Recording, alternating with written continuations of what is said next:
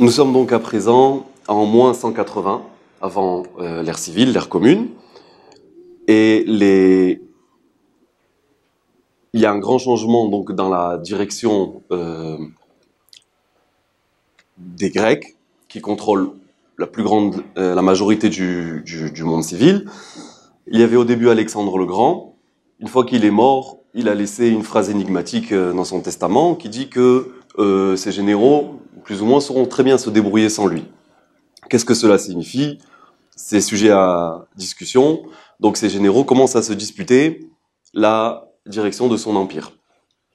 Vous avez dans la partie nord les Séleucides, dans la partie sud vous avez les Lagides, d'accord, qui viennent du général Lagos, et les rois de cet empire-là, du sud, qui sont basés à Alexandrie en Égypte, c'est les Ptolémées. Comme on l'a dit, le deuxième des Ptolémées demande la traduction de la Torah, ce qui s'appellera les Septante.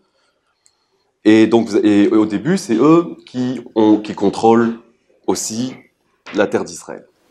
À ce moment-là, donc, le Beth Amikdash est déjà, deuxième Beth Amikdash est déjà reconstruit. Très simplement, on avait dit c'est un petit Beth Amikdash en bois, parce que les Juifs qui étaient revenus, c'était une minorité de la communauté juive qui était revenue, avec peu de moyens. Donc ils ont construit ce qu'ils ont pu construire sous la direction de Ezra et Néhémia. Et donc à la mort d'Alexandre, c'est les Ptolémées qui contrôlent Israël. Tout se passe plus ou moins bien. Le problème vient surtout de la culture. Ils voient ça comme une avancée culturelle, un développement de la société. Et les Juifs ont beaucoup de mal à résister d'un point de vue spirituel. Ils sont influencés. À peu près un tiers du peuple juif s'hellénise. Et donc, c'est le problème qu'on a à cette époque-là, surtout. Environ, donc, moins 180, les Séleucides conquièrent tout l'empire grec. Et ils prennent contrôle aussi de la partie sud d'Alexandrie. Et eux, ils sont beaucoup moins patients avec les Juifs en Israël, et ils demandent pour eux, il y a le chemin de la modernisation, et vous avez un peuple qui se tient au milieu. Alors ils veulent à tout prix les helléniser. C'est là commence une période de 15 ans de décrets, 15 ans de décrets extrêmes comme on le sait. Ils essayent d'annuler Rosh Chodesh, d'accord, ils empêchent les Bnei Israël de fixer le mois. À l'époque, on fixait le mois selon des témoins qui avaient vu le renouvellement de la lune. Ils essaient d'empêcher cela. Ils sont contre le Shabbat, ils sont contre la Brit Mila, et ils tuent les Talmidei Chachamim par dizaines, par centaines, ce qui fait qu'ils vont se cacher dans des grottes. Au bout de 15 ans de ce régime, sous Antiochus, les Bnei Israël décident de réagir. C'est là qu'on a la révolte des Maccabim. Donc la révolte des Maccabim commence à peu près en moins 165. Je dis toujours à peu près parce que c'est sujet à discussion, les dates plus ou moins, sur une ou deux dizaines d'années. Et ils décident d'abord sous la direction de Matityahu. Vous savez, le premier des Hashmonaïm, c'est Matityahu Kohen Gadol. Seulement, il est déjà très âgé à l'époque. Et il meurt de cause naturelle assez rapidement. Et c'est ces cinq enfants qui prennent le contrôle de la suite des événements. Alors, par une série successive de batailles contre les Grecs, petit à petit, ils rendent la situation impossible pour les Grecs. Ils rendent la situation difficile à un tel point que l'Empire grec décide que ça vaut plus le coup de maintenir des troupes là-bas en Israël, et ils décident de relâcher le contrôle d'Eretz Israël. Donc, au fur et à mesure des batailles, vous avez les 4 enfants de Matityahu qui meurent, et il reste à la fin que Shimon. Shimon aura 3 enfants, Yehuda, Yochanan Orkenus et Matityahu. Ces enfants-là donc, vont donner naissance à la dynastie des Hashmonaïm, qui vont contrôler Eretz Israël pendant une centaine d'années. Ça, c'est pour la partie géopolitique. Maintenant, revenons un petit peu en arrière. On a ici, lorsque Ezra et Néhémia ont ramené le peuple juif pour la reconstruction du deuxième Beth Amikdash, il y a la période de la Knesset Agdola qui commence, qu'on appelle les Anshe Knesset Agdola. Alors, les Anshe Knesset Agdola, ils étaient au nombre de 120, Parmi ses membres, il y avait tous les derniers Nevi'im, qui étaient Micha, le Rambam ramène Michaël, Azaria, il y avait aussi Chagai, et le dernier des membres de la Knesset Agdola, c'était Shimon HaTzadik, qui était aussi Kohen Gadol. À la période du premier Beth Amikdash, donc pour la direction du peuple juif, on avait le Kohen, le roi et le Navi.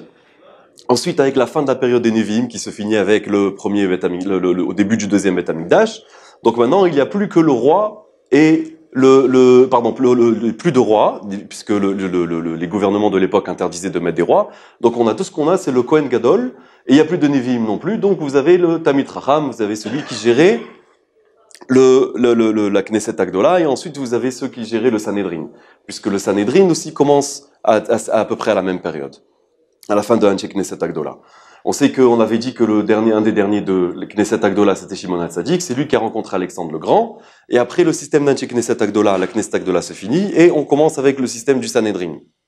Lorsque les Hashmonaïm ont pris la direction donc du peuple juif, pour continuer à tenir éloigné les Grecs, ils font appel aux Romains. C'était le pouvoir qui montait en puissance à l'époque, à la fin de l'époque grecque.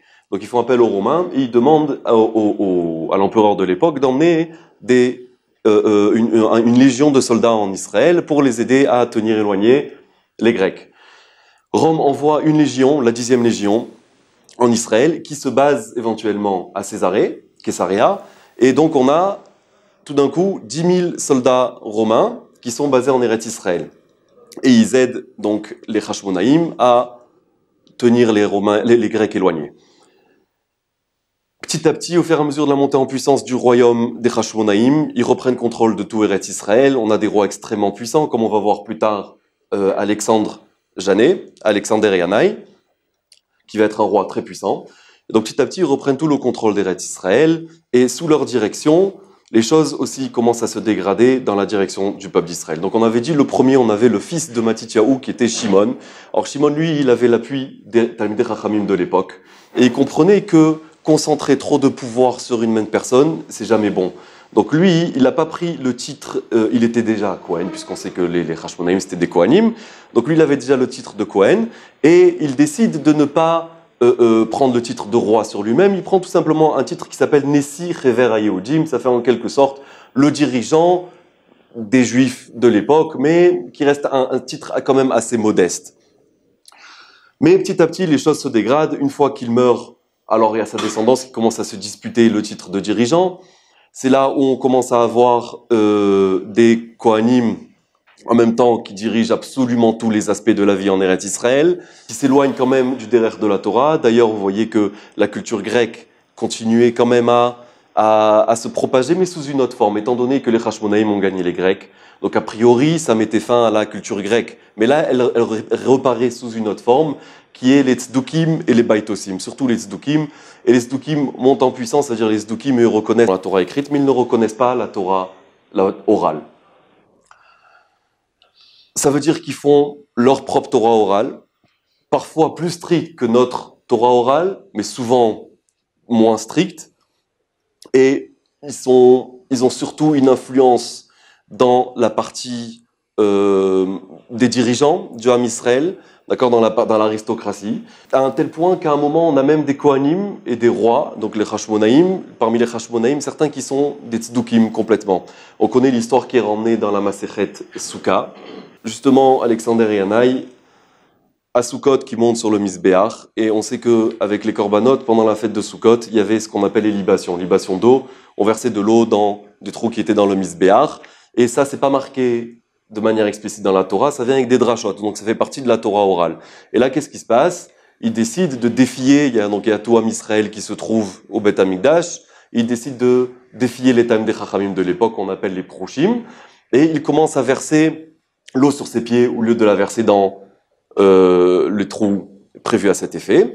Le peuple juif, outré, commence à le lapider avec ses étrogim. S'ensuit une guerre civile, 3000 morts. Même Joséphus rapporte qu'à un moment, Alexandre Yannai, il a même crucifié 3000 Talmidei Chachamim. Donc c'était un roi extrêmement cruel, extrêmement puissant. Voilà la situation de l'époque. Donc on a beaucoup de guerres civiles, on a beaucoup de tensions parmi le Ham Israël. Mais c'est quand même une époque assez stable par rapport à la Torah. On a le Sanhédrin qui officie, comme on verra tout à l'heure, qui étaient les chefs du Sanhédrin à cette époque-là. C'était tous des grands. C'est la période où la période des Tanaïm commence aussi. Et donc, c'est plus ou moins la situation qu'on a là. Maintenant, Alexander Yanaï, sa femme, elle s'appelait Shlom Tzion. Shlom Tzion Amalka, on a une rue à Yerushalayim qui porte ce nom-là. Le nom donné par les historiens de l'époque, c'est Salomé Alexandra, d'accord? Donc pour nous, Shlom Tzion. Et sa femme, elle est du côté des Proshim, du côté des Talmidei Chachamim plutôt. D'ailleurs, son frère, il s'appelle Shimon ben Shattar. Shimon ben Shattar, qui était un grand enseignant du peuple juif, un grand Talmidei Chacham, qui faisait partie des pères, des premiers Tanaïm, comme on va l'expliquer plus tard.